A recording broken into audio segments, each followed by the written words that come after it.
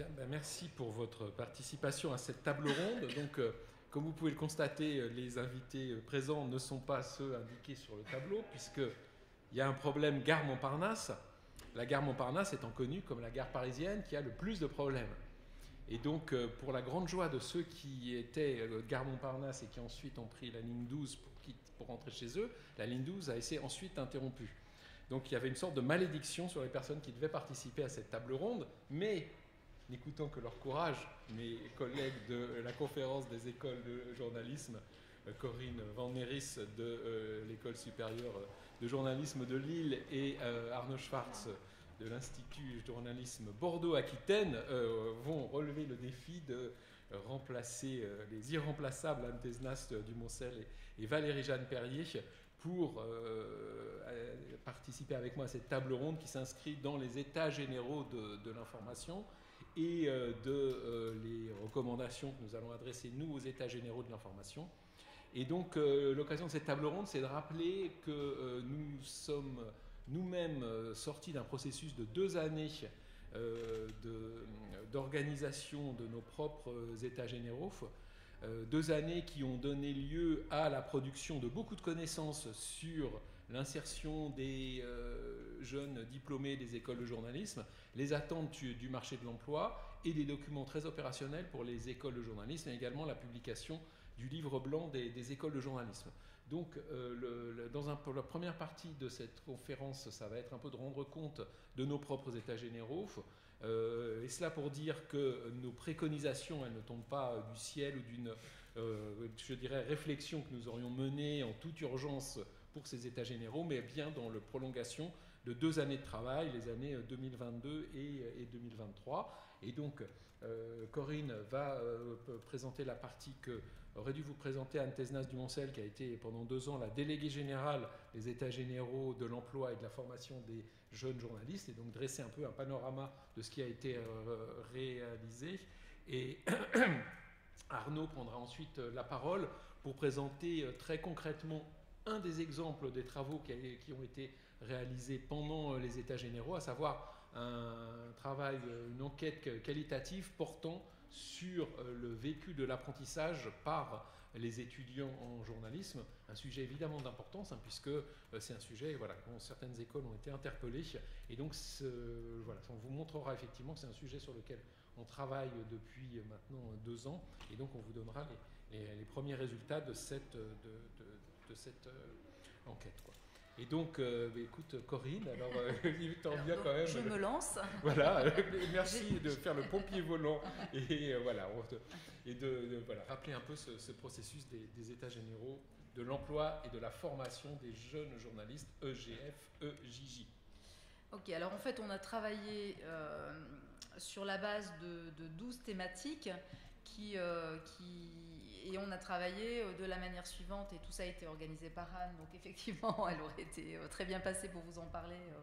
Elle a vraiment pendant 2 ans beaucoup et très bien travaillé avec nous. C'était vraiment agréable de travailler avec elle justement dans l'organisation, avec le regard qu'elle avait, qui était de faire émerger en fait ces sujets de préoccupation, et à chaque fois avec des groupes multipartites, c'est-à-dire il y avait les écoles de journalisme, il y avait les éditeurs, rédacteurs en chef, le monde professionnel, et il y avait les syndicats de journalistes, et il y avait évidemment les étudiants en journalisme qui étaient aussi concernés, et tout ça a constitué des groupes qui ont pu faire émerger des thématiques qui paraissaient importantes à l'ensemble finalement de l'écosystème de la formation des journalistes.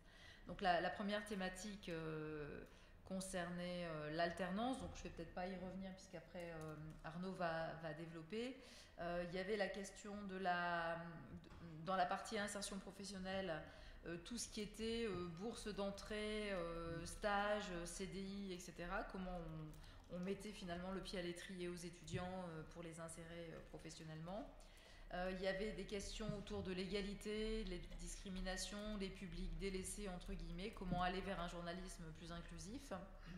Il y avait les questions de précarité économique, notamment liées au statut en fait des jeunes journalistes quand ils sortent des écoles, ou même quand ils sortent pas des écoles d'ailleurs, quels sont les premiers emplois qu'occupent les journalistes dans les médias.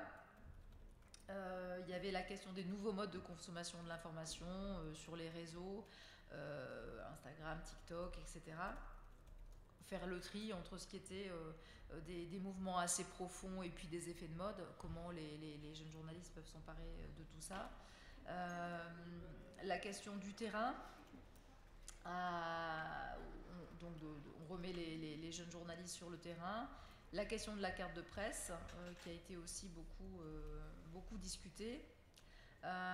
Toute une thématique sur les questions environnementales, comment globalement la profession et donc aussi bien sûr les jeunes journalistes et les écoles s'emparent de ces questions autour de l'environnement et du changement climatique et quelles compétences faut-il proposer aujourd'hui aux journalistes, enfin, qu'est-ce qu'ils doivent acquérir comme compétences pour pouvoir traiter ces sujets-là à la hauteur des enjeux. Ça, c'était une partie aussi. Il y avait aussi toute la question qui concernait les relations et le dialogue entre les écoles, les RH des médias, la CPNEJ aussi, la Commission paritaire nationale de l'emploi des journalistes, qui, entre autres, délivre les critères des cursus reconnus. Vous savez, il y a 14 cursus reconnus par la profession et ces critères de reconnaissance sont définis par la CPNEJ. La CPNEJ, Commission paritaire, les éditeurs de presse et les syndicats de journalistes.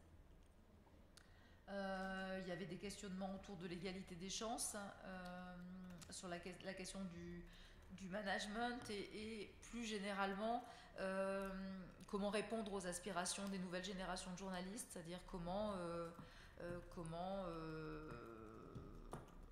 dans un environnement de travail, dans un métier chronophage avec une forte charge mentale, etc., comment proposer aux jeunes journalistes des conditions de travail qui leur conviennent, qui les amènent à rester dans les rédactions. Des questions autour de l'IA et des nouvelles technologies. À la suite de l'ensemble, vous n'hésitez pas à me couper ou à compléter, mais à la suite à l'ensemble de ces discussions au sein de ces groupes de travail, donc multipartites, on nous a demandé d'établir un top 3, en fait, les 3 mesures principales sur lesquelles il faut avancer et sur lesquelles il faut qu'on puisse travailler dans la foulée de ces discussions. Donc je vais les retrouver pour pouvoir les donner, mais je pense qu'elle les a pas mis dans son document, elle les savait par cœur. Je prends quelques exemples. Oui. Peut-être surtout, l'idée c'est de dire qu'on a transformé ces propositions en fait, qui sont en cours, puisqu'évidemment on va poursuivre ces propositions, mais peut-être sur des outils un peu opérationnels, et de dire qu'est-ce qui est ressorti toi-même tu as piloté certaines de ces conséquences. Par exemple, si tu peux donner des exemples. Donc il y a eu un livre blanc des écoles de journalisme qui a été rédigé, qui fait un point de situation, on va dire, sur toutes ces questions, école par école, avec les enjeux. Ça, je pense que c'est quelque chose dont on ne disposait pas, en fait, à ce moment-là. Voilà, quelle est la situation. Ça nous permettait de pouvoir peut-être bâtir de futures politiques là-dessus. Il y a un guide qui a été édité sur les droits des pigistes. Vous savez qu'une partie de la profession a un statut de pigiste, qui est un statut de salarié, mais avec des journalistes qui ne sont pas attachés à une seule rédaction, mais qui travaillent pour différents employeurs. Ce guide a été réalisé de mémoire avec les syndicats de journalistes. Tout à fait, c'est-à-dire par l'intersyndical. C'est-à-dire qu'en fait, le fait d'avoir lancé ce processus des états généraux auquel on a dès le départ associé toutes les parties prenantes, ça a permis de voir des choses comme la naissance de ce guide. Ça a l'air de rien, mais ça a été créé par l'intersyndical. C'est-à-dire que les syndicats de journalistes, les associations avaient déjà émis un guide, différents guides du pigiste. Ça, c'est un document, et c'est un document qui est disponible en PDF très, très largement, et qui sert de support maintenant dans les écoles de journalisme à la formation sur cette question très importante de la pige. Peut-être que je vais te donner la parole pour dire toi le travail que tu as réalisé effectivement dans ce cadre-là, mais dire qu'on a traité de façon très très large avec effectivement ce départ des 12 thématiques, et puis après des expérimentations, des réalisations, mais aussi des expérimentations. On a réalisé par exemple des expérimentations sur les nouveaux modes de consommation de l'information. Ça, c'est quelque chose qui a été réalisé par l'école de Cannes notamment au travers de canaux TikTok et Instagram. À l'IJBA, vous avez organisé des journées sur la diversité et l'égalité des chances et le lien avec la formation et l'insertion professionnelle des jeunes journalistes. Ici, à Tours, a été développée une plateforme de gestion des alumni. Et tous ces outils, en fait, ils ont été mis en commun, c'est-à-dire à disposition de toutes les écoles. C'est-à-dire que c'était vraiment l'idée de travailler collectivement sur ces questions d'insertion, parfois sur des choses pointues. Par exemple, se former au reportage à l'étranger, un module développé par Grenoble. À Lannion, le mentorat de femmes dans le journalisme sportif. Donc là aussi, des modèles, et des modèles ensuite qui ont été déclinés, et puis etc., etc. Donc il y a vraiment quelque chose de très large. Et puis chaque école s'est, je veux dire, saisie de certains sujets. Et toi, Corinne, à Lille, tu as pris la question finalement un peu des livrets qu'on allait pouvoir remettre aux journalistes à des moments bien particuliers de leur cursus. Un petit élément de contexte, dans toutes les discussions qu'on avait dans le cadre des états généraux avec les étudiants journalistes, il y avait une forte demande de formation, de sensibilisation, de boîte à outils sur tout ce qui concernait l'insertion professionnelle. On avait vraiment face à nous des étudiants en journalisme qui étaient très demandeurs dans le cadre de leur cursus ou d'autres choses qu'on pouvait leur proposer, d'accompagnement en termes d'insertion professionnelle sur des choses parfois hyper concrètes.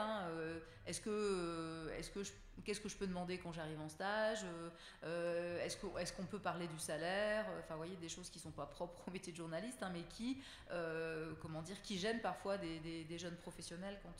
Voilà. Alors, il se trouve que dans deux écoles, donc l'IPJ et donc nous ici à l'ESJ, on avait déjà dans les tuyaux, dans nos têtes, un projet de livret pour nos étudiants dans le cadre justement de tout ce qu'on fait en termes de formation et de sensibilisation à l'insertion professionnelle.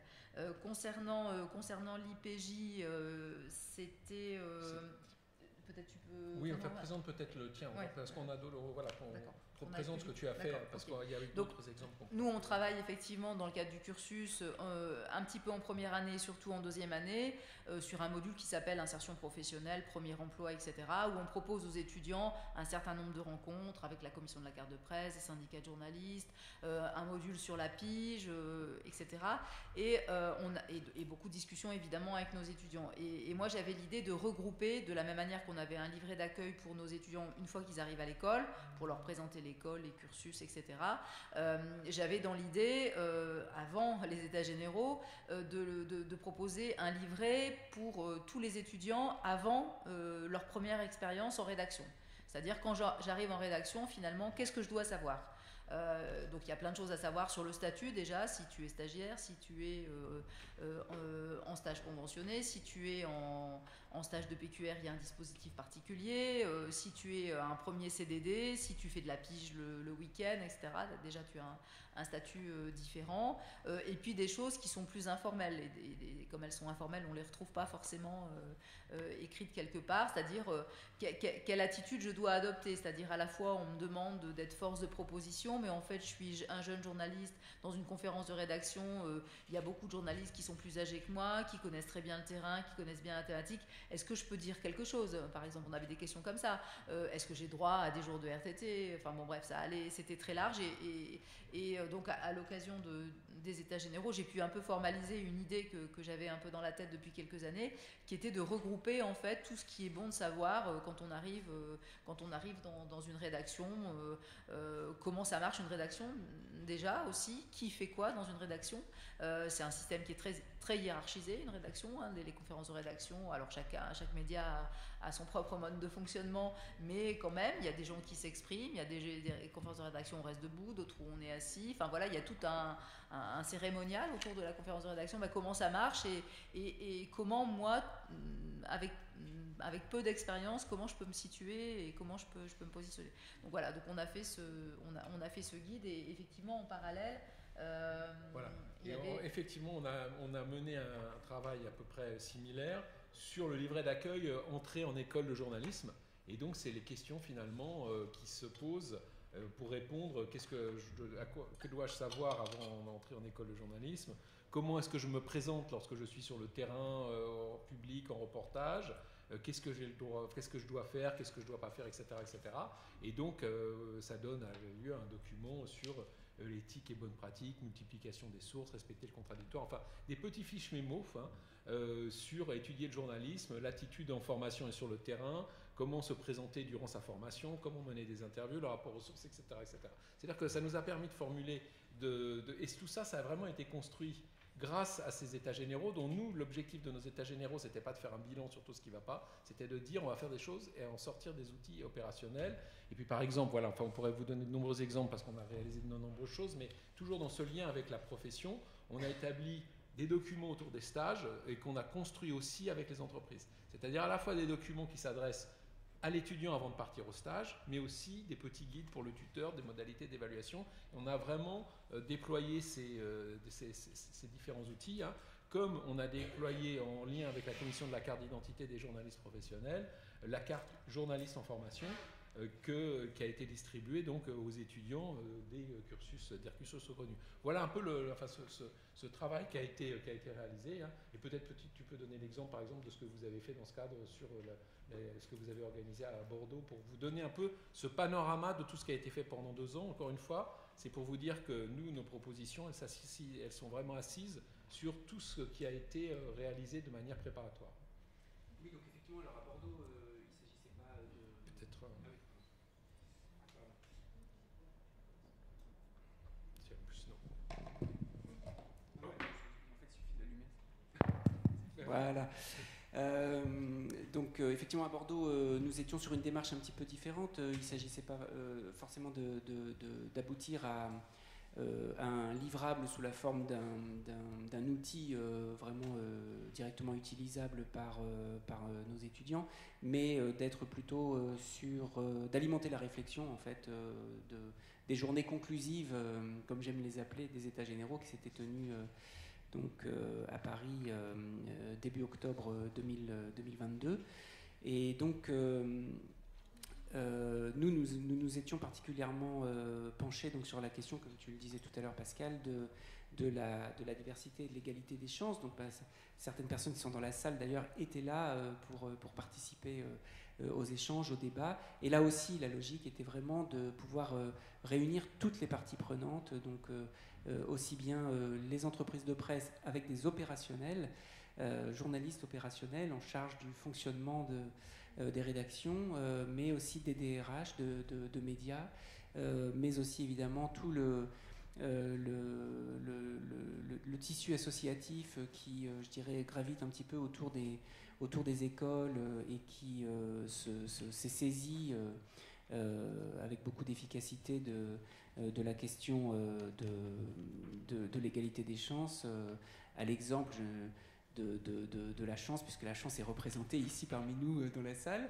Mais évidemment, il y a aussi d'autres dispositifs et évidemment les écoles. Voilà, donc le fait de pouvoir s'emparer de problématiques, évidemment, qui sont des thèmes majeurs de réflexion dans les écoles, et ce depuis des années, mais de pouvoir s'en emparer et y réfléchir sans tabou avec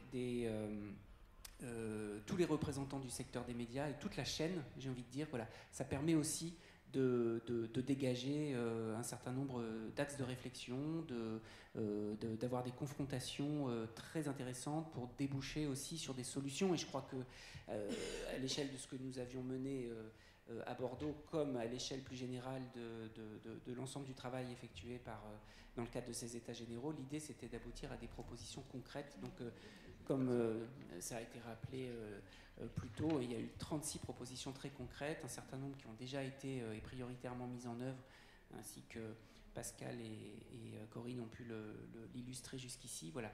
Et je ne veux pas faire la transition moi-même, mais c'est vrai qu'effectivement, il y a eu aussi toute une réflexion qui a été menée grâce aux enseignants-chercheurs qui travaillent sur ces questions avec nous. Oui. Et donc, quelle excellente transition pour introduire l'étude que nous avons menée, parce que effectivement, on a mené à la fois une grande enquête sur les diplômés des 4 dernières promotions, une enquête transversale sur l'ensemble de l'insertion professionnelle. Donc on n'a pas le temps de développer ça ici, mais ça nous a donné beaucoup d'informations. Et on a engagé un travail plus de recherche cette fois-ci avec des collègues de différentes universités, coordonnés aussi par Valérie-Jeanne Perrier du CELSA et Sandy Montagnola de l'Université de Rennes, IUT de Lannion, Samuel Bourron, IPJ Paris-Dauphine, et autres. Et donc, c'était vraiment la question de se dire qu'on a vu dans les 20 dernières années se développer de façon forte la question de l'alternance et de l'apprentissage dans les écoles de journalisme, une modalité particulière, mais aussi avec une première insertion dans l'emploi. Et donc, c'est pour ça qu'on a eu envie d'interroger cela au travers d'un travail de recherche que tu vas pouvoir présenter. Oui, et qui vraiment est un exemple parlant de ce que la conférence des écoles de journalisme met en œuvre comme aujourd'hui, comme travail et comme réflexion en commun. Voilà. Et donc jamais aucune étude, si je puis dire, transversale en fait, sur l'ensemble des étudiants en école de journalisme n'avait été menée, et plus particulièrement jamais non plus évidemment sur la question de l'alternance qui a pris une importance cruciale ces dernières années. Donc juste très rapidement pour vous donner un petit peu le périmètre, si je puis dire, de cette enquête qualitative, hein, c'est 34 entretiens qui ont duré en moyenne 1h30 et certains qui ont dépassé 2 heures. Donc avec des élèves, enfin des étudiants ou étudiantes alternants et alternantes issus de 5 écoles reconnues, en provenance de Lannion, de l'IPJ, du CELSA, de l'ESJ et de l'IJBA. Alors évidemment, tous ces entretiens correspondaient à une matrice, hein, n'ont pas tous été menés par les mêmes personnes évidemment, mais chaque meneur d'entretien a suivi le même guide de l'entretien qui cherchait déjà à faire un petit peu le point sur le parcours de l'étudiant et, si je puis dire, son antériorité par rapport à ses études de journalisme, le pourquoi et le contexte de son orientation vers le journalisme, hein, en partant y compris de la vision des parents, évidemment les expériences pré-professionnelles, les lectures, enfin, etc. Le contrat d'alternance, ses conditions, éventuellement s'il s'accompagnait de dispositifs d'aide ou pas, hein, sur le plan financier notamment. Les conditions d'arrivée dans la rédaction. Est-ce que du matériel avait été fourni? Est-ce que le tuteur était bien identifié? Quelles étaient les relations avec les collègues, l'accueil, etc. Évidemment aussi la question des missions et de la difficulté de ces missions, hein, donc avec la considération des horaires, de la journée type, des sujets abordés, de l'articulation aussi entre la vie privée et la vie d'apprenti. Le lien aussi évidemment avec l'école en situation d'apprenti. Et enfin, évidemment, le projet professionnel et l'articulation entre cette demande d'alternance, cette alternance effective et le projet d'insertion professionnelle derrière. Donc les objectifs, ils étaient de 3 ordres. Hein. D'abord, comprendre les conditions d'alternance et la place que ces expériences prennent dans la trajectoire des étudiants et des étudiantes en journalisme. Deuxièmement, la perception du métier, de la place des écoles et de l'alternance dans le parcours de formation. Et puis interroger aussi la place des enseignements théoriques et critiques. Donc évidemment,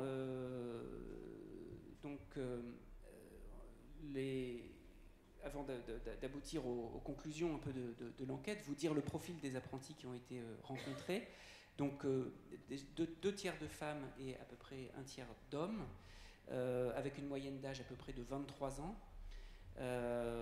Et en termes de formation, une majorité de bac ES, catégorisation qui existait encore il y a peu, 8 bac S, 16 bac ES, voyez, et donc 8 bacs littéraires et 2 bacs professionnels. Donc parmi ces répondants à l'étude, 13 avaient grandi dans un environnement rural, donc 13 sur 34, 17 dans un environnement urbain et 3 dans une petite ville. 3 étaient originaires de classes populaires, 20 de classe moyenne et 11 de classe supérieure. Le salaire moyen de ces alternants était de 1 200 € et les 2 tiers étaient tout de même aidés par leurs parents. Ça, c'est important parce que ça montre que l'alternance n'est pas toujours la panacée financière que les étudiants qui la demandent s'imaginent. Et quand on est boursier, il peut y avoir des aides complémentaires de la part des médias. Quand on n'est pas boursier, pas forcément. Or, l'alternance peut aussi entraîner des dépenses supplémentaires en termes de logement, etc. Donc en fait, il n'est pas faux de dire qu'on peut observer parfois un phénomène de surprécarisation d'un certain nombre d'étudiants qui ne sont pas boursiers mais qui sont alternants. Ce qui est assez contre-intuitif. 6 personnes parmi les 34, hein, donc 6 avaient mentionné des membres de leur famille qui avaient un lien de près ou de loin avec le milieu du journalisme. Ça pouvait commencer avec correspondant de presse. Hein. Et aucun des répondants n'avait connu de réticence familiale face à ce choix d'orientation. Alors, pour compléter un tout petit peu le profil, 17 sur 34, donc la moitié, avaient fait une classe préparatoire au concours des écoles de journalisme. Alors, ces classes préparatoires peuvent être très diverses et variées. Il existe une multitude de formules, certaines qui engagent sur plusieurs années et d'autres qui sont des stages éclairs sur une semaine. Voilà, donc en tout cas, la moitié au moins avait utilisé un dispositif de cet ordre. 15 avaient échoué la première année de leur tentative au concours et la totalité, en moyenne, avait été admissible à environ 2,5 écoles. Alors, si on en vient un petit peu aux conclusions, si je puis dire, il y avait déjà une petite différence qui était faite entre les contrats que certains étudiants se cherchaient eux-mêmes et trouvaient eux-mêmes, et puis des contrats qui peuvent être proposés par leurs écoles, qui sont un petit peu nés de partenariats liés entre leurs écoles et un certain nombre de médias. Donc évidemment, en termes de recherche de contrats et de finalisation de ces contrats, dans un cas ou dans l'autre, on n'est pas dans la même dépense de temps et d'énergie. Ça mérite aussi quand même d'être relevé. Alors, on a cette étude a abouti à 5 grandes constatations. D'abord, sur les situations très hétérogènes des étudiants en journalisme en apprentissage, qu'il s'agisse de la taille du média, des conditions de travail, des missions confiées, du degré d'autonomie, de l'accès aux espaces de décision, c'est-à-dire la participation de ces alternants aux conférences de rédaction ou pas, par exemple, hein, et aussi de qualité, de nature d'accompagnement par leur tuteur ou tutrice. Typiquement, hein, l'étude s'accompagne d'un certain nombre de phrases un peu relevées, de verbatim des répondants, et il y a une de ces phrases, c'est « J'ai eu une tutrice chef de service qui n'avait pas le temps pour les alternants ». Donc à la fois une situation d'alternance voulue par l'entreprise, avec une tutrice qui cumule un rôle hiérarchique, ce qui n'est pas non plus forcément souhaitable, et qui en plus explicite le fait qu'elle n'a pas le temps de s'occuper de l'alternant. Donc là, forcément, on peut se trouver dans une situation problématique, ce qui ne veut pas dire qu'il n'y a que des situations problématiques, parce que là aussi, dans les situations hétérogènes d'apprentissage, on se rend compte que beaucoup d'alternants sont plutôt heureux de leur sort, savent pourquoi ils sont là, et que les choses se passent bien. Voilà. Donc c'est pas forcément... mais il y a de l'hétérogénéité aussi de ce point de vue. Sur les postes, vous voyez, sur 34, il y avait 19 rédacteurs, et il y avait, on va dire, 4 personnes qui étaient vraiment en situation de travailler uniquement sur du desk. Donc souvent, il y a un peu quand même cette difficulté pour les alternants à se voir confier, l'étude y revient un peu plus tard, des tâches un peu valorisantes. Et certains d'entre eux, mais heureusement c'est quand même une minorité, sont complètement, en tout cas dans l'étude, complètement dévolus à des tâches uniquement de desk qui ne leur permettent pas forcément d'exprimer la totalité des savoir-faire qu'ils sont en train d'acquérir. Donc, outre cette hétérogénéité, deuxième constat, des pratiques éditoriales qui étaient parfois en décalage avec les ambitions. Donc ça, j'en ai un peu parlé. Certains regrettaient leur manque de terrain. Mais d'une manière générale, quand il y a critique sur les pratiques éditoriales en décalage avec les ambitions des étudiants, c'est qu'ils ont la sensation que parce qu'ils sont alternants, on les confine à des tâches qui sont considérées comme les moins intéressantes par leurs collègues. Donc voilà, ça renvoie aussi à une forte division du travail et un regret aussi sur alors, le fait qu'ils font connaissance avec certaines pratiques dans certaines rédactions qui peuvent être un peu limites du point de vue de l'éthique journalistique, donc évidemment ça les interroge. Et puis aussi un regret qu'ils pouvaient formuler par rapport à l'accès aux espaces de décision. C'est-à-dire qu'eux, comme ils sont dans une logique aussi d'apprentissage, de découverte du monde de l'entreprise, de découverte concrètement de ce qu'est tenir un poste dans une rédaction, évidemment, il y a une volonté aussi de comprendre comment fonctionne la machine informationnelle à l'intérieur de cette rédaction, donc comment sont prises et pourquoi les décisions. Donc, pouvoir participer aux espaces de réflexion, aux réunions de service ou aux conférences de rédaction, certains regrettaient de n'avoir pas pu le faire, en tout cas pas suffisamment. Alors, cet état des lieux sur les pratiques éditoriales qui sont parfois en décalage avec les ambitions, mais ça aboutit à la sensation que dans les entreprises, et surtout favoriser leur apprentissage technique, donc on est dans le geste technique, pas forcément dans tout ce que le journalisme suppose en termes de maîtrise, de savoir-faire et de questions. Le fait de se retrouver du coup aussi dans comment dirais-je, une démarche qui favorisait plutôt leur employabilité à court terme,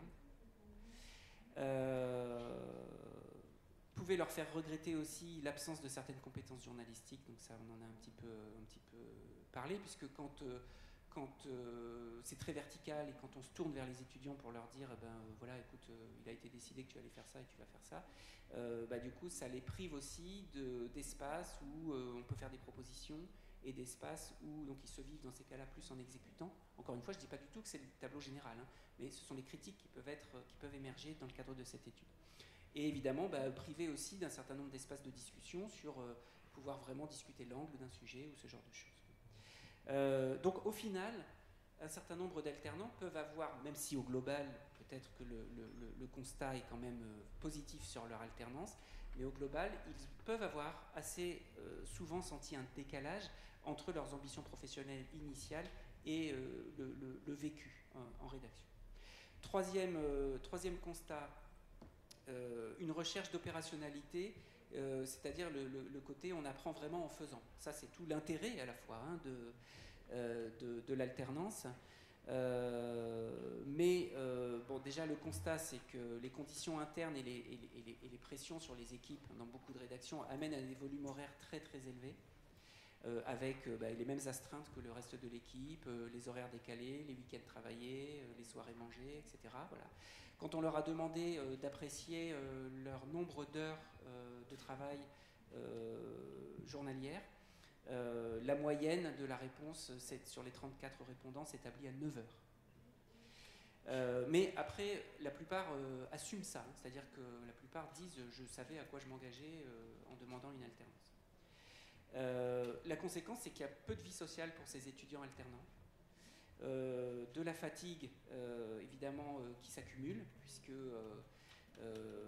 les journées sont lourdes en entreprise.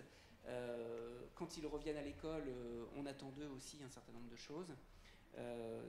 Voilà, alors à la fois le point positif, c'est que la sensation est d'apprendre à devenir efficace. Le point négatif, c'est que ça peut aussi quand même peser et en termes de fatigue, aboutir à des situations qui parfois peuvent mettre en danger le bon équilibre quand même de l'étudiant ou de l'étudiante.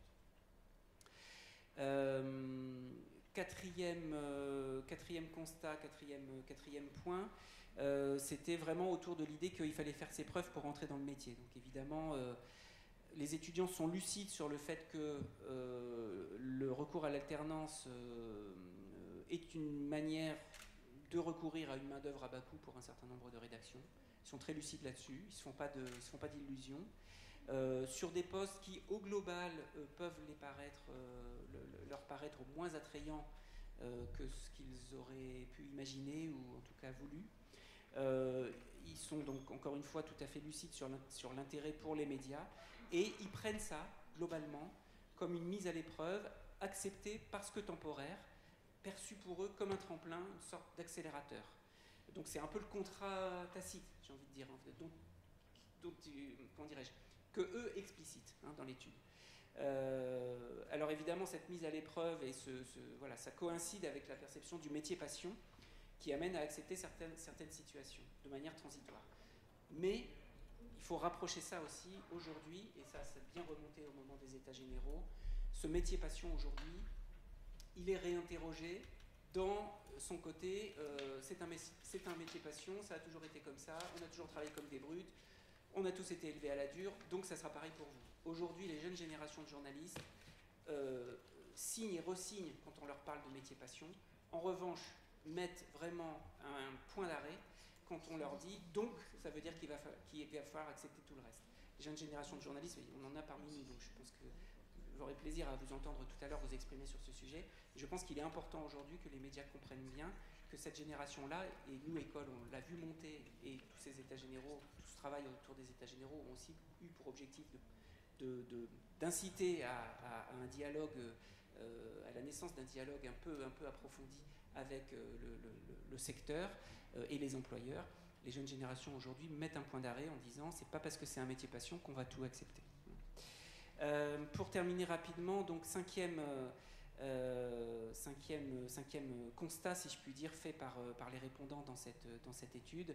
Bon, évidemment, la formulation dans l'étude est un petit peu provocante. Elle dit l'apprentissage avant tout, oui, mais de la hiérarchie, c'est-à-dire qu'en gros, les alternants ont bien compris qu'ils n'étaient pas en position de négocier, que quand ils signaient leur contrat d'alternance, en fait, ils n'avaient pas une connaissance précise des conditions, qu'ils avaient perçu globalement de manière assez forte les hiérarchies et la division du travail dans les rédactions, ce qui est aussi une forme d'apprentissage de la manière dont fonctionne le monde professionnel auquel ils se préparent. Et pour eux, le bon alternant, je mets des guillemets, était celui qui acceptait sa place dans la répartition des tâches. Donc la plupart étaient quand même dans une logique de conformation, mais qui va bien avec donc répondre à ce qu'on attend d'eux. Mais ça va bien avec l'idée de j'accepte des choses de manière transitoire pour pouvoir bénéficier de cet accélérateur d'insertion professionnelle. Voilà.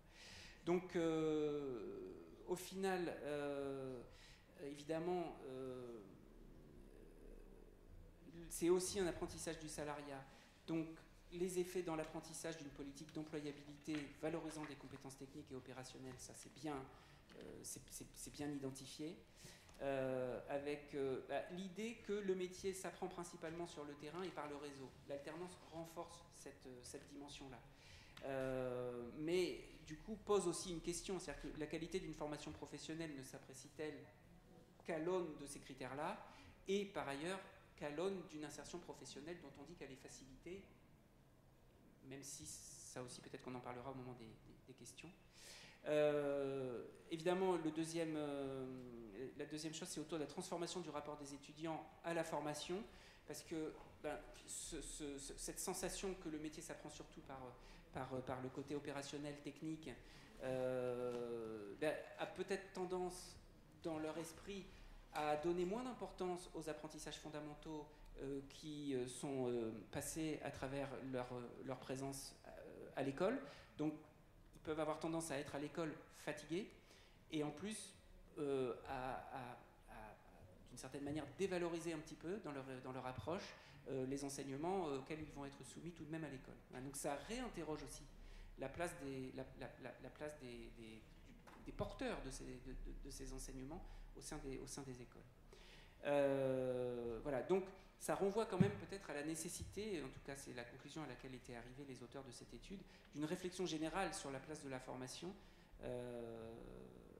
et de ce type de formation par rapport à un équilibre, un bon équilibre à trouver. Voilà. Donc, il ne s'agit évidemment pas de dire que l'alternance c'est pas bien, L'alternance, c'est très bien. L'alternance est pratiquée par la grande majorité de nos écoles dans des modalités tout à fait différentes.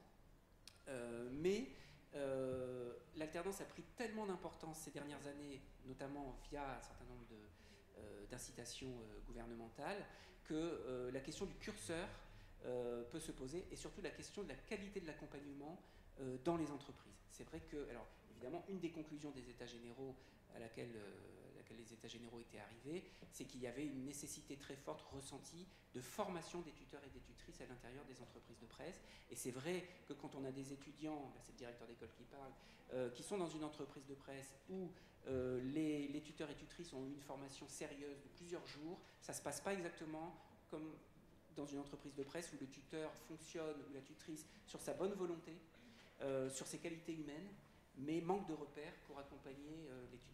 Voilà, je ne veux pas être trop long, c'est une étude absolument passionnante, je l'ai déjà été, sans doute trop long, mais en tout cas, voilà les grands axes qu'on pouvait dégager de cette étude qualitative. Merci Arnaud, parce que voilà, on voulait vous présenter un peu en détail effectivement des points riches de ce dispositif, et puis vous, comme je l'ai dit en préambule, nos états généraux de l'emploi et de la formation des jeunes journalistes, GFEJJ, et les états généraux de l'information, EGI. Donc nos recommandations que nous présentons maintenant, nous les faisons évidemment dans le cadre de ces 2 années de travail. Donc, avant de vous donner la parole, je vais vous présenter le document que nous avons adressé lundi aux états généraux de l'information, après avoir été auditionné par ceux-ci et par le groupe piloté par Pascal Ruffnac. Donc, on a rappelé qu'on est dans un dispositif d'accréditation des écoles en France qui est unique au monde. Il est créé en 1956, mais qu'est-ce qui fait sa caractéristique? C'est que le référentiel de formation, il n'a pas été construit avec la profession, mais il a été construit par la profession. Ça, c'est complètement unique. Dans la plupart des pays où il existe des accréditations, dans même tous les pays où il existe des accréditations, les professionnels participent de l'accréditation, mais le cursus est défini avec les écoles de journalisme. Ici, par exemple, l'instance qui accrédite les cursus, la CPNEJ, Commission paritaire nationale de l'emploi des journalistes, ne contient aucun représentant d'école de journalisme. Donc c'est vraiment la profession qui décide de cela. Alors, ça crée un lien emploi-formation extrêmement solide, puisque bien sûr les évolutions de ce référentiel, elles se font en fonction des attentes de la profession étant à l'origine de ce référentiel, les attendus de la profession pour les écoles de journalisme. Mais ça veut dire que dans ce modèle-là, on a un référentiel qui est extrêmement exigeant, parce qu'il est très complet. Il est exigeant pour les équipes pédagogiques qui le mettent en œuvre, il est exigeant pour les établissements. Nos formations sont les formations les plus chères de nos universités, les plus coûteuses, si on retire les formations d'aéronautique ou les formations de cinéma. Donc c'est un coût d'un investissement pour l'État d'appliquer un référentiel exigeant comme celui-ci. Et il est évidemment exigeant par les étudiants parce que ça demande une charge de travail très importante. Donc c'est ce qu'on voulait faire ressortir en préambule, et bien dire que ces 2 années d'états généraux, ils nous ont amené donc à vouloir nous positionner, et nous positionner aussi dans un contexte de bouleversement qui est absolument sans précédent, parce que bien sûr l'évolution du digital, des modèles économiques, tout cela, ça a déjà beaucoup impacté les entreprises, mais là, l'irruption de l'IA dans les 18 derniers mois, ça va imposer une évolution des métiers et des pratiques professionnelles à une cadence qui est inégalée à ce jour. Donc on est vraiment à une croisée des chemins sur la question de la formation. Évidemment, on rappelle aussi que nous sommes une profession indispensable à l'exercice de la démocratie, et donc il est plus que jamais nécessaire de renforcer le dispositif de formation initiale des journalistes pour garantir aux citoyens l'information de qualité à laquelle ils ont droit, raison pour laquelle on a intitulé notre contribution « Pas d'information de qualité sans formation de qualité ». Pour nous, c'est vraiment la pierre angulaire. Et on a mis 12 mesures qu'on articule autour de 3 axes pivots. Le premier axe, c'est des mesures que nous demandons pour nos étudiants et étudiantes. Le deuxième axe, ce sont des mesures que nous demandons pour la qualité de l'information et sa réception. Et le troisième axe, des mesures pour la pérennisation des formations au journalisme reconnu. Alors, je vais aller assez rapidement, mais quand même vous présenter ces mesures. améliorer la mesure pour les étudiants et les étudiantes, améliorer l'entrée dans la profession des jeunes journalistes. Tout ce qui a été constaté lors des états généraux que nous avons présentés, nous considérons que ça doit être ce dialogue avec les entreprises doit se poursuivre de manière à ce que ce que nous avons engagé sur l'entrée dans la profession, ça prenne aussi des réalités dans l'évolution des aspects managériaux de l'entrée dans la profession. On a utilisé cette formule tout à l'heure, tu l'as dit Arnaud, le métier passion n'excuse pas tout. Ce terme du métier passion n'excuse pas tout, c'est un terme qui a été trouvé par nos étudiants qui ont travaillé pendant les états généraux sous forme d'un séminaire inter-école, et c'est quelque chose auquel on adhère entièrement. Le journalisme, à l'instar d'autres professions, on peut penser aux professions artistiques, on peut penser aux professions sportives, on a l'impression qu'on pourrait exiger plus parce qu'au prétexte qu'on ferait un métier passion et qu'on accepterait. Pour nous, ça, ce n'est pas acceptable, et on considère que les jeunes journalistes doivent bénéficier d'une visibilité claire sur leur début de carrière, au risque de se détourner de celle-ci. On a un marché de l'emploi dynamique, et si les médias ne sont pas capables d'obtenir nos jeunes brillamment formés chez nous et très talentueux, ils iront faire autre chose, et ça sera au final au détriment des médias. Le deuxième point, accompagner les dispositifs d'égalité des chances et de diversité, des dispositifs qui font que dans certains de nos établissements, on a désormais plus de 50% de boursiers. Cet accompagnement, il doit être encouragé par le ministère de l'Enseignement supérieur, qui doit doter suffisamment nos cursus d'un côté, et également on adresse aux entreprises le fait que cette demande pour des jeunes diplômés en général, mais particulièrement ceux issus de la diversité, soit accompagnée sur l'entrée du marché du travail. Voilà, on a écrit la formule par des contrats de travail suffisamment sécurisés, c'est-à-dire pas cette succession de contrats précaires à l'entrée qui semblait être une obligation et qui ne l'est évidemment absolument pas. On demande une troisième mesure qui est la pérennisation d'un séminaire annuel des étudiants et étudiantes en cursus reconnus. On a organisé 2 de ces éditions-là. On pense que c'est extrêmement riche que nos étudiants qu'on a associés à nos réflexions puissent continuer à y être associés sous forme effectivement d'un séminaire annuel. Le seul moment où se rencontrent nos étudiants, c'est au cours d'un tournoi de foot. On est très favorable au foot, mais on aimerait beaucoup aussi qu'ils puissent continuer à nous fournir, puisque le matériau des états généraux, il a été construit avec eux. Je pense que c'est vraiment très important. Ce sont les futurs journalistes, peut-être un jour les futurs directeurs et directrices d'écoles de journalisme aussi. Donc c'est très important qu'ils puissent être sensibilisés à ça et pouvoir donc échanger régulièrement entre eux et en dialogue avec nous. Le dernier point pour nos étudiants, nous avons mis en place la carte journaliste en formation depuis la rentrée.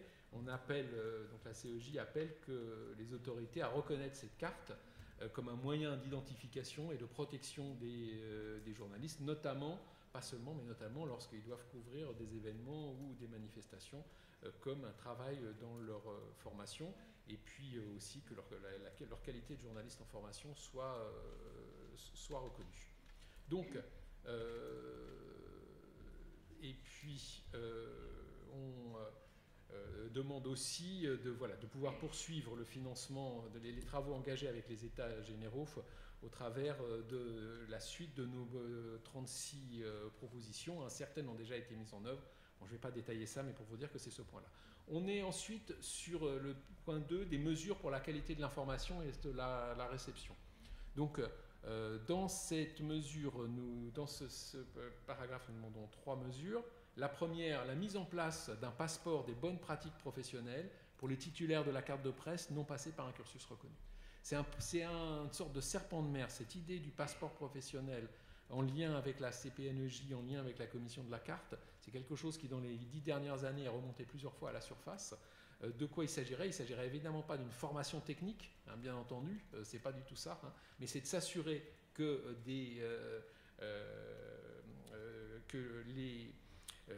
la question de la responsabilité professionnelle soit bien traitée au travers de modules de formation, je ne vais pas les détailler, mais qui seraient axés autour de 3 axes: le journaliste et son public, le journaliste dans son environnement professionnel et droit et éthique des médias. C'est un dispositif dont nous demandons l'accès à tous les nouveaux titulaires de la carte de presse non passés par un cursus reconnu, et que ce dispositif soit pris en charge, et que pour les journalistes qui seraient à la pige, qu'ils soient indemnisés pendant qu'ils suivront ces cursus. Le deuxième point porte sur les dispositifs d'éducation aux médias.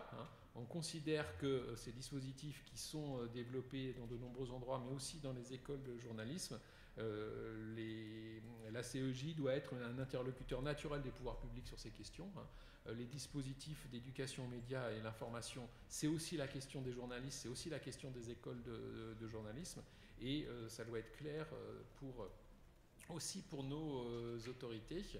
Et on demande aussi des financements sur des dispositifs expérimentaux, notamment en direction de la ruralité et de publics éloignés de l'information.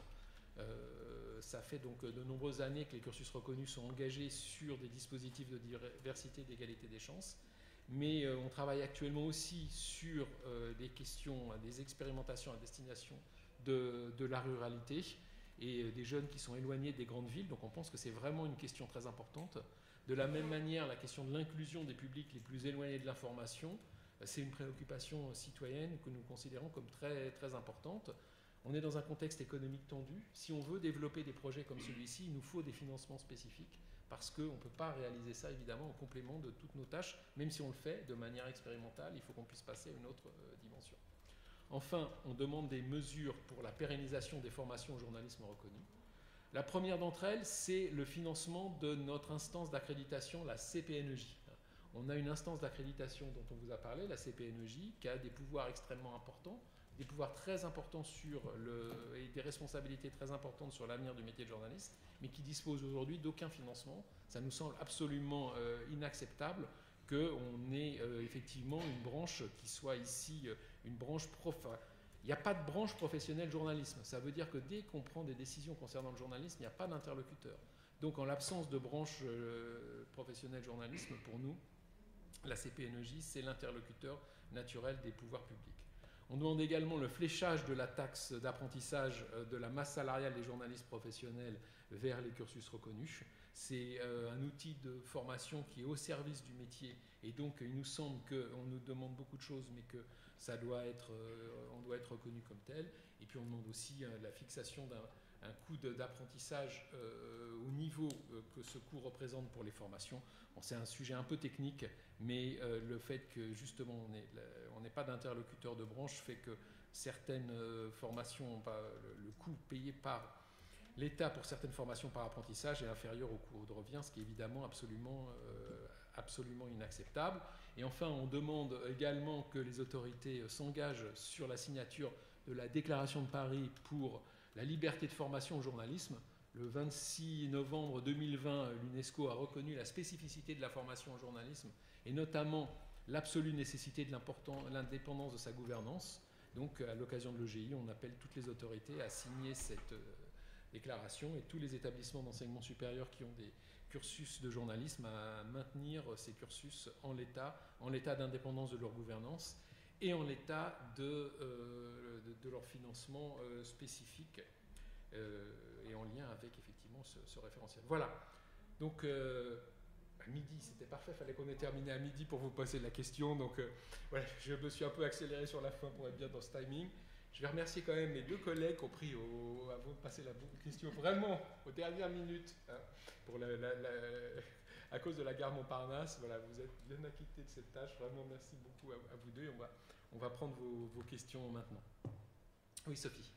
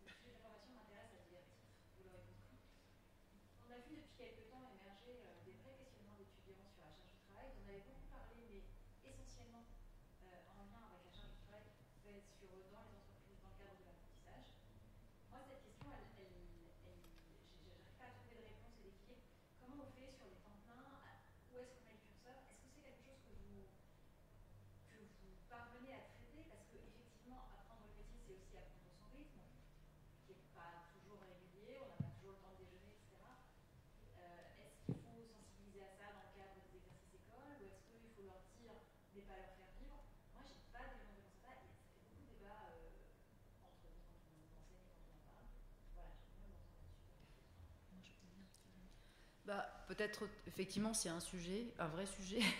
D'abord parce que c'est un vrai sujet et ça occupe beaucoup, effectivement, les discussions depuis 2-3 ans. Et on n'a pas non plus des réponses tranchées, puisque ce que vous... Voilà, c'est pas si simple. Nous, il y a une chose qu'on a faite, par exemple, en première année de master, donc à l'ESJ Lille, c'est qu'on a regardé le cursus donc l'année dernière, donc pour la rentrée 2023-2024, on a regardé le cursus de M1, qui est donc très dense, c'est du temps complet parce qu'il n'y a pas d'apprentissage en première année, et on s'est dit, est-ce qu'il n'y a pas, dans certaines sessions, des objectifs pédagogiques qui se rapprochent, en fait, et est-ce qu'on ne peut pas un peu alléger certaines sessions qu'on propose à nos étudiants en se disant que cet objectif pédagogique, on va pouvoir y répondre avec une autre session qui est approchante. Donc on a fait un petit travail, on va dire,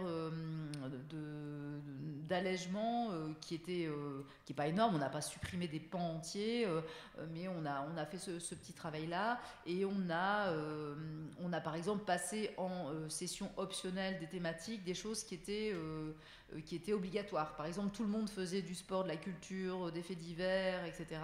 On a gardé par exemple les faits divers dans le cursus obligatoire pour tout le monde, et on s'est dit, oui, peut-être qu'en optionnel, on va mettre, il y en a qui vont faire un projet sur la culture, d'autres un projet sur le sport, etc.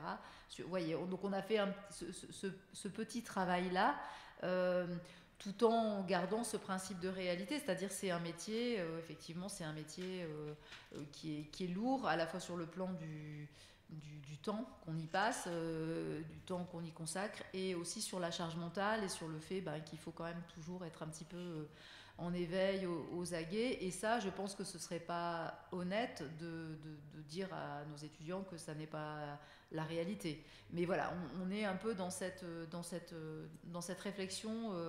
Il y avait moyen d'alléger, parce qu'on avait tendance à vouloir qu'ils apprennent tout, parce que le métier peut-être s'est un peu complexifié, parce qu'il y a beaucoup de choses, et donc en fait chaque année on rajoutait quelques strates, et à un moment effectivement peut-être qu'on était un tout petit peu allé trop loin. Donc voilà, c'est concrètement ce travail qu'on a fait. Non, mais on est très conscient du problème, parce que depuis un peu plus d'1 an, on travaille avec la Fondation Santé des étudiants de France, parce qu'on est bien conscient des questions de santé mentale très particulières que rencontre la génération actuelle, notamment depuis la Covid, pas seulement dans les études en journalisme, mais dans de très nombreuses autres formations. Et donc, c'est un sujet de préoccupation pour nous. On continue à travailler sur cette thématique, tout en étant toujours dans cette double dimension. Et il nous semble que notre responsabilité, puisque nous on est un peu en amont, c'est d'attirer aussi l'attention des entreprises sur ces futurs jeunes salariés, c'est-à-dire cette réalité qu'on rencontre dans nos entreprises, dans nos écoles, elles seront rencontrées dans les entreprises ensuite, quoi. Donc c'est vraiment une thématique importante, mais je redirais que ce terme du métier passion n'excuse pas tout, c'est quelque chose qu'on a présent à l'esprit. J'ai repris une prof de télé qui a 1 an qui dit si t'es pas prêt à travailler 14 heures d'affilée, faut pas faire ce métier. Et donc je suis allé voir cette prof, je lui ai dit, mais tu crois quoi, que en disant quelque chose comme ça, tu vas inciter la personne à faire ce métier? Je veux dire, ce n'est pas possible. Elle va dire non, je vais pas faire ce métier si c'est ce truc-là. En plus, c'est pas la réalité, on sait bien que c'est cette représentation-là. Il y a parfois un petit fantasme, je pense, de la posture, tout à fait. Des journalistes à se dire que vraiment on ne peut pas faire autrement, on peut pas, voilà. Oui. Bonjour, je m'appelle Xavier Eutrope, je suis journaliste à la Revue des médias à l'INA. Je n'ai pas fait d'école de journalisme du tout, et j'ai ma carte de presse aujourd'hui. Et en fait, aujourd'hui même Non, d'accord, ok. Je suis plus stagiaire. Okay. En fait, j'entends bien ce que vous dites sur le métier passion, qu'il faut battre ça en brèche, etc. Et que par exemple, si les jeunes journalistes ne sont pas contents des conditions de travail, ils peuvent partir effectivement, et c'est en fait le problème des rédactions. Je vais faire l'avocat du diable quelques secondes, parce que aujourd'hui, il y a une proposition d'offre de travail de la part des jeunes étudiants qui est bien supérieure à la demande d'offre de travail de la part des rédactions. C'est-à-dire qu'il y a beaucoup plus de jeunes journalistes qui cherchent du travail que de boulot. Si aujourd'hui un jeune journaliste dit ces conditions de travail ne me plaisent pas, la rédaction, elle va trouver quelqu'un qui acceptera parce qu'il aura besoin ou elle aura besoin d'argent d'un emploi. C'est une situation qui est très compliquée. Jean-Marie Charon parle beaucoup de ça, du fait qu'il y a beaucoup de jeunes journalistes qui arrêtent de travailler. Comment on fait pour résoudre cette situation? Parce que c'est pas tenable à la fois, je pense, pour la démocratie, parce que ça peut forcer les gens à accepter des conditions de travail qui ne sont pas bonnes, parfois tirer un trait sur l'éthique. Je noircis le trait, évidemment. Mais vous voyez où je veux en venir. Est-ce qu'il n'y a pas une problématique aussi sur le nombre de journalistes formés? Évidemment, c'est une profession qui n'est pas réglementée et on ne peut pas le souhaiter. Mais est-ce qu'il n'y a pas quelque chose aussi à gérer à ce niveau-là? Enfin, moi, je vais répondre à votre question. Bon, déjà, le périmètre de formation sur les 2000 cartes de presse, nous, on en forme 625 par an. Donc ça, c'est le périmètre sur lequel on se trouve. Si c'était facile, vous partez d'une espèce de présentation du marché, enfin, d'une représentation du marché de l'emploi, où ça serait super facile de recruter. Dès que vous êtes confronté à la situation de recruter quelqu'un, à quelque niveau que ce soit, que ce soit une secrétaire de formation, un président d'un groupe du CAC 40, un journaliste, c'est difficile. Si ce n'était pas difficile, ça ne serait pas compliqué. Il n'y aurait pas d'entretien d'embauche, il n'y aurait rien. On nous appellerait, on dirait, voilà, lundi matin, j'ai besoin d'un journaliste, envoie-moi quelqu'un. On dirait, ok, toi, tu y vas, etc. Mais ce n'est pas du tout comme ça que ça se passe. Non, mais moi aussi, non, mais je sais bien. Non, mais moi, je voyais, pour moi, les éléments de réponse, c'est ça, en fait. C'est-à-dire, c'est la capacité, le talent à occuper un poste à un endroit particulier, et que la relation d'emploi, elle n'est pas si dissymétrique que ça. Parce que si on ne prend pas le candidat qu'on avait envie, si on ne prend pas le deuxième, si on ne prend pas le troisième, oui, on aura quelqu'un, bien sûr, mais on n'aura pas la personne qu'on aurait souhaité recruter à l'issue de tous les entretiens qu'on a menés. Et un processus d'emploi, c'est un truc un peu long, et que si vraiment c'était le truc pour avoir le job, c'est on te convoque, et puis alors on a mis un fil en bas, une corde dans le couloir, et puis le premier qui tombe pas, parce qu'il a vu la corde, il est suffisamment malin pour être journaliste, ça se saurait un peu comme ça, quoi. On voit que c'est quand même très difficile. On voit que c'est très difficile parce que parfois même, y a des bons jobs qui arrivent sur Twitter. C'est pas un truc aberrant, on dit on a besoin d'un truc, un groupe sérieux, etc. etc. Donc si c'était vraiment simple, c'est pas. C'est pour ça que je pense quand même que même si on n'a pas conscience, je pense que cette relation elle est un peu en train de s'inverser parce qu'on n'est plus capable d'accepter n'importe quoi et parce que des entreprises très prestigieuses, qu'on ne va pas citer ici, mais très prestigieuses, très attractives, parfois des entreprises, il faut le reconnaître, plutôt des entreprises publiques, se sont un peu moins adaptées à ça et ont des difficultés qu'elles rencontrent en réalité. Ouais. On a plusieurs demandes de réaction, donc on les a identifiées, mais juste avant de passer la parole à Pierre, qui est le premier à s'être manifesté, il y a aussi une dimension, il ne faut pas raisonner uniquement en circuit fermé, c'est-à-dire les emplois du secteur du journalisme. Parce que aujourd'hui se pose quand même très fort la question de ce que font les entreprises de presse pour se rendre désirables auprès des... Voilà. Et ça, c'est une notion aussi qui a été formalisée ou qui a émergé avec ce mot-là de manière assez récente et dans le cadre du travail qu'on a pu mener avec les États généraux. Mais en fait, voilà, et ça rejoint un certain nombre de travaux, notamment de Jean-Marie Charon dont vous parliez. Mais aujourd'hui, on a des jeunes journalistes qui, quand ils sortent des écoles reconnues, sont bien formés, savent qu'ils peuvent faire des tas de choses dans la vie et pas seulement du journalisme. Et ils ont des amis, ils ont des copains qui ont fait des études aussi sélectives qu'eux, ont réussi des concours extrêmement sélectifs et n'ont pas la même attitude des entreprises qui, dans d'autres secteurs, vont être amenées à les employer parce qu'il y a un certain nombre de secteurs où les entreprises ont su se rendre désirables parce qu'elles savent que si elles veulent les meilleurs, il faut faire un effort. Et le secteur des médias est peut-être pas encore celui, enfin en tout cas des médias d'information, est peut-être pas encore celui qui a bien intégré, bien métabolisé ce changement de paradigme, si je puis dire. Et à un moment, si on veut que, si les rédactions veulent s'assurer les meilleurs talents, à un moment, il faut qu'elles fassent des efforts qui vont au-delà de ce qu'elles sont capables de faire aujourd'hui. Et je pense que dans le bras de fer, la position de force est un peu en train de changer quand même. Voilà. En tout cas, mérite nuance. Et puis vraiment parce qu'on a accepté des choses pendant très longtemps. Enfin, moi je dirige l'école de journalisme de Paris-Dauphine, donc l'IPJ. Quand, avec les autres directeurs de département, je raconte qu'en ce moment, dans les écoles de journalisme, on est en train de réaliser des bandes démos pour les médias qui vont recruter dans nos écoles, donc les grands médias, France Télévisions, TF1, va venir recruter dans nos écoles, organise des concours, RTL, Radio France, etc., organise des concours pour recruter les meilleurs des écoles de journalisme. C'est un peu ce qui est dans l'état d'esprit. On envoie des concours, on met en compétition.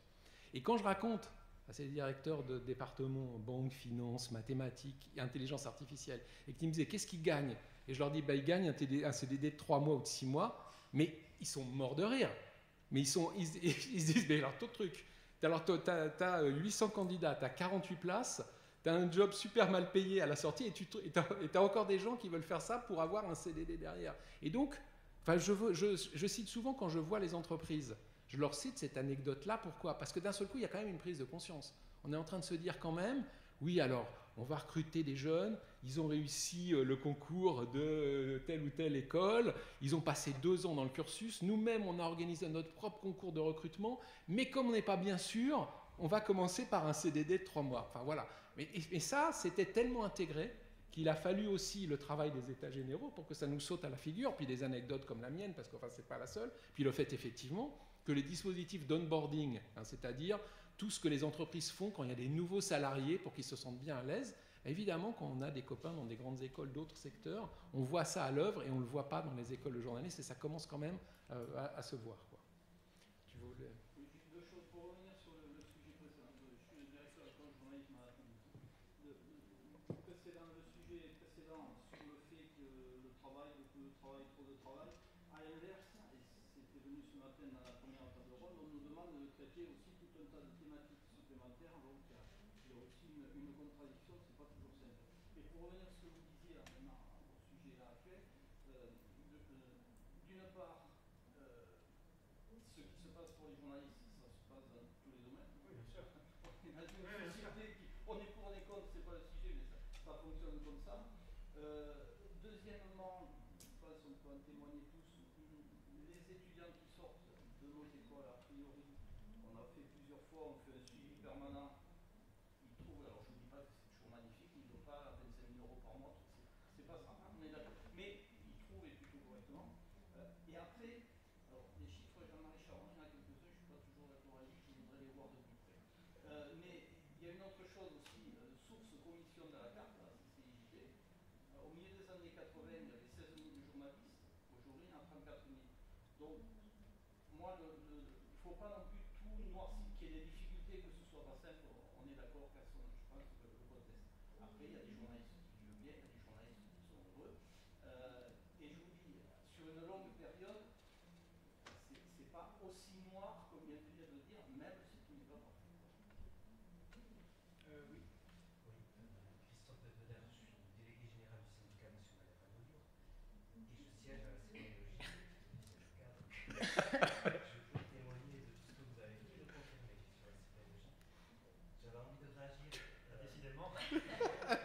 J'avais autre chose à dire, mais du coup je réagis juste pour dire que dans le secteur de la radio, par contre, on cherche des journalistes. Voilà, donc en fait, la réalité du secteur est très diversifiée et varie en fait selon les périodes. Et alors, j'avais une question, la contribution que vous avez faite aux états généraux, est-ce qu'elle est disponible? Parce que autant au nom du syndicat que de la CPNJ, on se retrouve dans la plupart des mesures, si ce n'est pas toutes, et que je pense qu'on peut aussi faire relais de cette contribution qui va venir enrichir nos propres contributions, parce qu'en tant que représentant en plus de la branche, on n'a pas été dans un premier temps invité aux états généraux, ce qui est un petit peu modeste entre nous, mais bon, on s'y invite. Le témoignage, c'était par rapport à tout ce qui a été dit sur l'alternance, là aussi très intéressant pour l'étude que vous avez menée. Ça, c'est un questionnement qu'on a aussi dans la CPNJ, je sais qu'il y a des réunions aussi avec la CEJ là-dessus.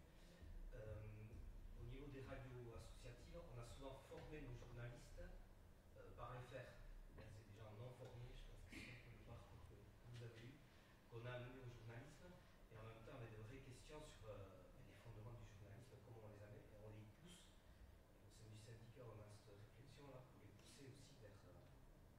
En fait. Et juste amener un témoignage, parce que je suis du Pays Basque, et il y a un DU spécifique qui a été mis en place, justement, on trouve des solutions en fait avec la profession et les formations pour amener et trouver des solutions, des réponses à ces questions-là. Donc un DU spécifique qui a été mis en place en plus en lien avec la langue basque, etc., avec l'École de Bordeaux. Il y a des choses qui se font. Voilà, ça tient, enfin, il faut le souligner, ça peut servir d'exemple aussi ailleurs. Donc, et votre contribution, si elle est disponible, oui. Oui, on la révèle aujourd'hui, mais on la transmettra évidemment à la CPNJ et on la rendra publique avec tous ces documents qui sont en annexe aussi, voilà, qui ont effectivement bien entendu. Sur le site. Vous en avez vu la primeur, on mettra ça sur le site et tout à fait. Juste Oui, mais pas nos contributions. Avant de prendre la question qui était derrière, mais juste par rapport aux manières de se former, en fait, il n'y a pas de bonne ou de mauvaise manière de se former, mais simplement ce qui peut être un tout petit peu intéressant d'observer, c'est que historiquement, l'apparition des écoles reconnues et donc le processus de ces écoles reconnues avec un attendu référentiel des attendus de la profession, etc. Il est apparu, il s'est formalisé en 1956. L'objectif, c'était c'était justement de répondre à un mouvement historique profond qui, depuis la fin du 19e, faisait que les journalistes étaient formés à la main des médias. Et l'idée, c'était d'augmenter leur employabilité, de standardiser leur formation, d'augmenter la qualité de leur formation, et notamment sur toutes les questions éthiques. Voilà. Donc je trouve qu'il est aujourd'hui, quand on réfléchit à la formation des jeunes journalistes, quel que soit le point de vue que l'on adopte, il est bon de se rappeler pourquoi ce système est né, en fait. Je voulais juste apporter cette petite contribution à la suite de vos réflexions. Monsieur derrière. Oui, bonjour pour certains. Je voulais vous poser la question suite au compte rendu que vous avez fait sur l'alternance, votre enquête. Je voulais savoir quelle était la position de la CEJ par rapport à l'avenir des incitations financières gouvernementales dont vous avez parlé. En d'autres termes, elles risquent de ne pas durer jusqu'à la Saint-Gandin. Est-ce que vous êtes inquiet ou pas inquiet sur ces dispositifs financiers par rapport à l'alternance dans le journalisme? Et deuxième question, quelle était la part de l'alternance dans les écoles dites aujourd'hui reconnues? Alors, il n'y a pas d'école reconnue, il y a des cursus reconnus, puisque c'est seuls les cursus qui sont reconnus et pas les établissements. Donc, nous, si on s'inquiète des modalités de financement de la formation des journalistes, il ne faut pas faire le métier de directeur d'école de journalisme, parce que de toute façon, on est toujours dépendant de tout un environnement extérieur qui fait, vous citez la taxe d'apprentissage, on doit être à la 6e ou 7e réforme de cette nature-là. On est sans cesse, l'objet de comparaison avec d'autres formations. Personne ne comprend pourquoi les formations au journalisme, ça coûte si cher dans les universités, qu'on en a besoin, etc. Donc, voilà, on fait avec ce qu'on a comme figure qui nous est imposée par les pouvoirs publics. Le fait qu'on diminue les coûts de formation par apprentissage pour donner de l'argent aux entreprises, on le constate. Voilà, on ne peut pas faire grand-chose. On est face à cela, quoi. Donc je pense que c'est vraiment ça. Le devenir de ça dépend des cursus, mais je pense que dans les cursus, on est entre 1/3 et 50% d'apprentis, selon si on fait de l'apprentissage en 1 an, en 2 ans. Je pense que c'est ce qu'on peut à peu près dire de nos écoles. 1/3 et la moitié. 1/3 et la moitié. Selon qu'on compte sur une année ou sur 2 années, totalité ou partiellement de l'apprentissage, quoi. Est-ce que fondamentalement, par rapport à l'analyse de l'enquête qui a été rappelée tout à l'heure par Arnaud, vous y êtes favorable ou pas? Laissons tomber l'aspect financier. À l'apprentissage. Voilà. Alors, porte sur l'intérêt de l'apprentissage par rapport à l'enquête que vous avez réalisée. Alors, en dehors du contexte financier. En fait, on constate qu'il y a un fort engouement pour l'apprentissage de la part des étudiants, qui, quasi pour la totalité d'entre eux, souhaitent faire leur cursus. Alors nous, on le fait en 1 an seulement, en 2e année. Donc, mais voilà, après, il y en a une partie qui ne sont pas recrutés à un moment, ou bien qui veulent faire telle spécialité, donc si ça ne marche pas dans telle spécialité, ils font quand même un temps plein à l'école parce qu'ils ne changent pas leur projet professionnel, ce qui est très très bien. Et donc ça, c'est un fait. On constate cet intérêt.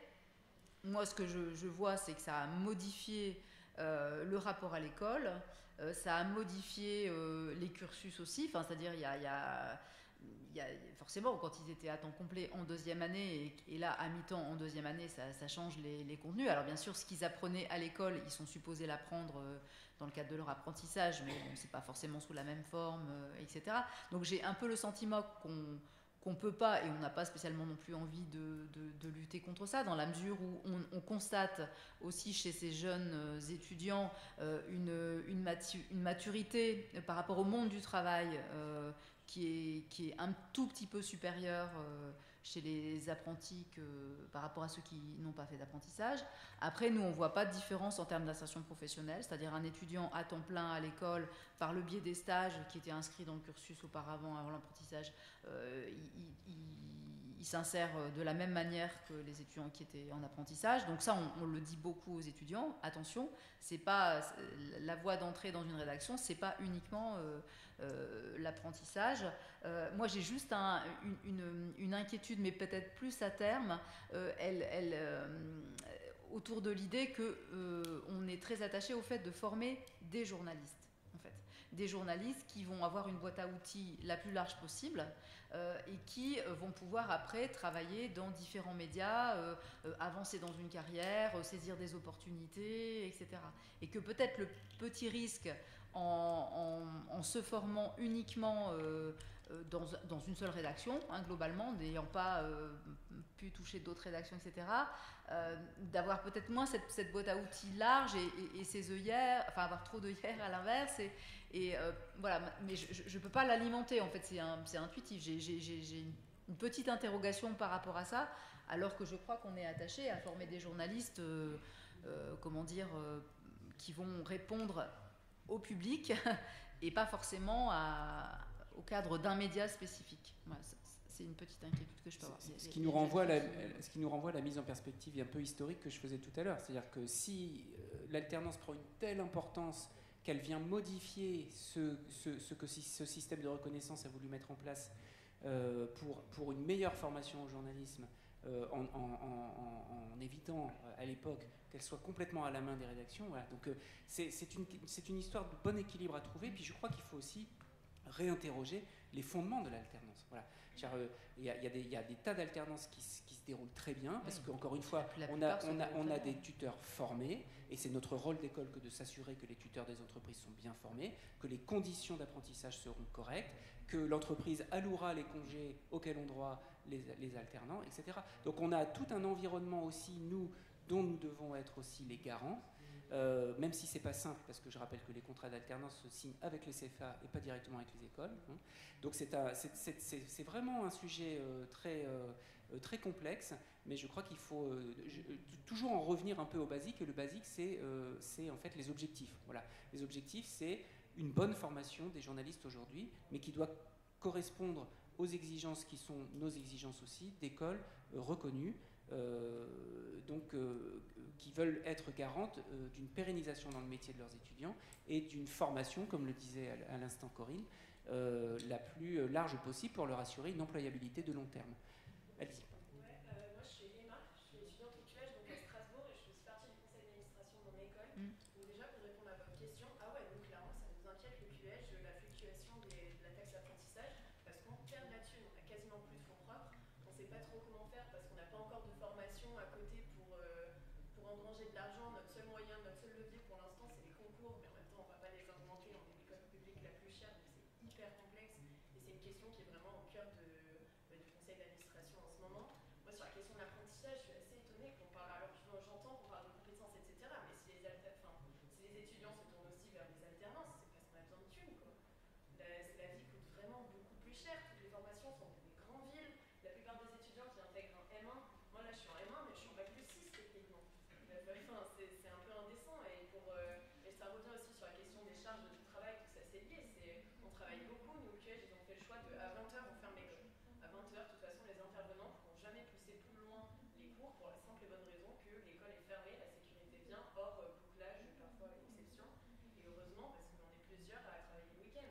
Et aussi bien sûr les écoles ces dernières années se sont ouvertes à des profils plus diversifiés. Il y a les prépas à la chance, on intègre plus de boursiers, mais plus de boursiers c'est plus de gens en galère aussi à côté, et donc plus de gens qui travaillent et qui sont épuisés. Et je tiens aussi à rappeler, si jamais il y a des représentants des médias ici dans la salle, que par rapport à tout, on parlait de la santé mentale au début de la conférence, et oui on s'inquiète sur la santé mentale, on s'inquiète sur notre charge de travail, et je veux surtout pas que les gens ils voient une forme de fragilité ou de génération fragile comme parfois nos intervenants nous font ressentir. C'est aussi juste on s'inquiète à ces questions, mais on se prend du travail le week-end un peu plus dans la tête, et on est étudiant quoi. On est étudiant, nos loyers coûtent plus cher qu'avant, la bouffe surtout en centre-ville, parce que j'insiste, l'école de Strasbourg elle est au milieu de Strasbourg, l'école de Paris, l'IPG, etc. c'est au centre de Paris. Quand l'huile d'olive c'est 15 € parce que du coup on ne peut pas aller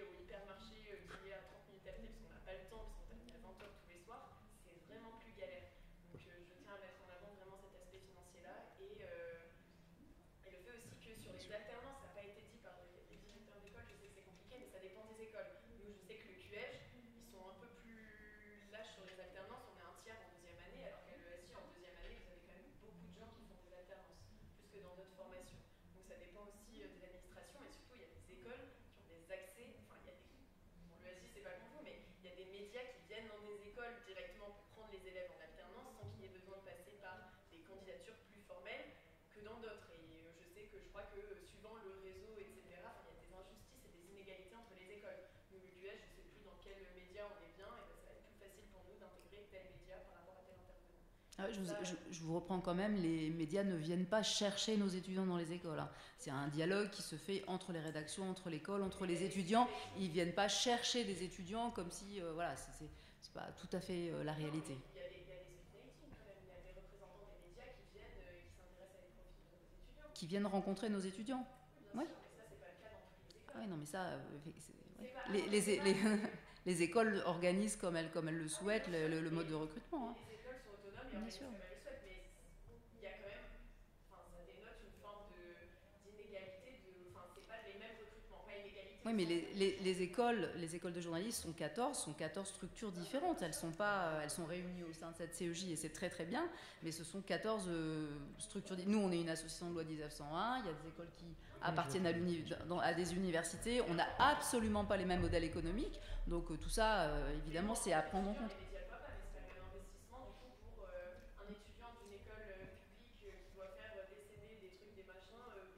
Non, mais de toute façon, pour dire que je peux cadrer avec ce que vous dites. Hein. Là, par exemple, on saisit parce que parfois, en plus, les entreprises n'ont pas conscience de ces questions. Je vous donne un exemple. Bon, je n'ai pas détaillé nos propositions, mais dans nos propositions, on demande aussi aux entreprises que les prestages, vous savez de quoi je parle en PQR, soient indemnisés, les transports soient indemnisés. Non, mais vous voyez, ce que je veux dire, c'est que les entreprises, quand elles vous disent 15 jours de prestage, est-ce que c'est vraiment utile ou pas, elles n'ont aucune idée de ce que vous dites sur la précarité étudiante. Nous, on le sait parce qu'on est avec vous tout le temps.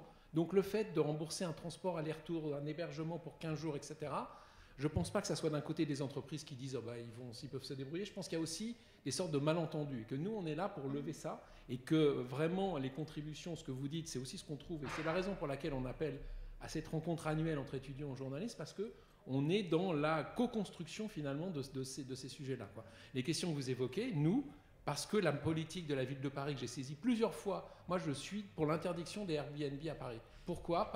Mais pourquoi je suis ? Parce que j'ai des jeunes diplômés qui sont obligés de trafiquer et d'être dans des logements étudiants pour ne pas perdre leur logement étudiant. C'est inadmissible de la part de la mairie de Paris qui en plus se prétend de ne pas prendre ces questions en cause. Parce que ces questions en cause, elles ont évidemment, pas que pour les étudiants en journalisme, on en est bien conscient, hein, bien entendu, quoi.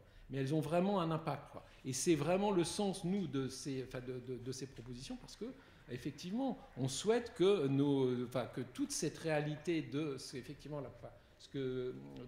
précarité étudiante, elle soit prise en compte et qu'on soit un levier, parce que les entreprises, quand on leur les saisit là-dessus, elles ne vont pas nous dire, et puis surtout de travailler, on le fait dans nos établissements, hein, vis-à-vis des formateurs, vous voyez, qui peuvent envoyer un message qui n'est pas audible aujourd'hui, et c'est légitime qu'il ne soit pas audible aujourd'hui. Hein. Et donc, voilà. Il va falloir. C'est vraiment la question le boom de l'apprentissage, il est lié à des questions économiques. C'est très très clair. Il y a des étudiants qui disent, mais moi, de toute façon, j'aurais pas postulé à une école de journalisme s'il n'y avait pas cette possibilité d'apprentissage, parce que effectivement, même si j'ai qu'une année à payer, du coup, ça s'équilibre. Et puis après, il y a la question des boursiers, etc. Mais c'est le principal, avec parfois des étudiants qui changent leur projet professionnel parce qu'ils ont eu un apprentissage dans tel média. Du coup, ils avaient prévu de faire ça, ils vont plutôt faire ça. Et c'est là où on dialogue avec eux et on essaye de trouver des solutions parce que ça c'est vraiment très très très dommage qu'on change un projet professionnel pour ces questions de précarité. Et en même temps, l'idée c'était aussi de diversifier les profils et de pouvoir ramener au métier des gens qui s'autorisaient même pas à penser qu'ils pouvaient être journalistes, et ça c'est vraiment très très bien qu'on puisse le faire, et effectivement l'apprentissage a pu aider par rapport à ça, donc c'est extrêmement complexe. Mais effectivement, je pense pas que la question de la précarité étudiante soit bien dans l'esprit de toutes les parties prenantes de ce sujet. Ça, c'est une réalité. C'est pour ça que c'est bien que les étudiants soient dans les conseils d'administration des écoles de journalisme. Quel est le pourcentage d'étudiants syndiqués d'ailleurs ? Syndiqués à l'UNEF, par exemple, ou syndiqués au syndicat étudiant. En dehors de l'UNEF, dans n'importe quel type de syndicat dans lequel des étudiants journalistes pourraient... Aucune idée. On n'a aucun représentant syndical, quoi que ce soit.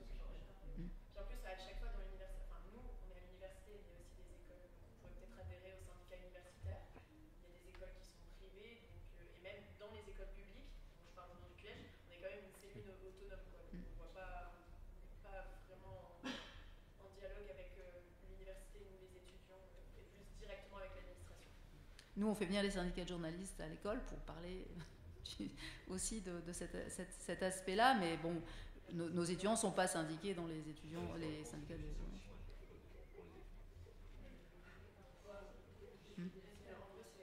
Ben oui. C'est combien? C'est 10% à peu près de la rédaction, même pas? Des journalistes qui sont syndiqués? Même pas 10%? Si. On a à peu près 10%. En France, 10%, les journalistes autour de 8. Les 8, c'est ça, oui. Ok, bon, on va devoir conclure, mais si tu voulais un dernier mot, peut-être non. Ok. Bon, ben vous, écoutez, vous remerciez de votre présence, votre participation. Encore remercier mes intervenants et intervenantes d'avoir pris le relais, le bâton là, et puis voilà. Et, donc, vous souhaitez un bon appétit quand même.